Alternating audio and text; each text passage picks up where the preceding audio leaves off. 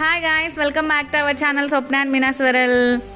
ఈరోజు అయితే నేను భక్ష్యాల సాంబార్ చేయబోతున్నానండి. ఫస్ట్ అయితే మనము శనగపప్పును తీసుకొని ఒక గంట సేపు నానబెట్టుకొని ఉడికించి పెట్టుకోవాలి. ఇప్పుడు వాటర్ వచ్చాయి కదా, ఈ వాటర్ అండి మనం వడకట్టుకోవాలి. ఒక స్ట్రైనర్లో వడకట్టుకున్నాక వాటర్ అయితే ఇలా వస్తాయండి. తర్వాత మనం వాటర్ తీసి పెట్టుకున్న శనగపప్పును మిక్సీ జార్లో వేసుకొని బెల్లం వేసుకొని రుబ్బుకోవాలండి. తర్వాత మనం సాంబార్కి అయితే పోపు పెట్టుకుందాము. ఆనియన్, టమాటో, పోపు దినుసులు పోపు పెట్టుకున్నాను. తర్వాత వచ్చేసి పసుపు, కారము, ధనాల పొడి వేసి బాగా మగ్గించుకోవాలండి మొత్తం అంతా కూడాను, ఆ టెక్స్చర్ని అంతా కూడా.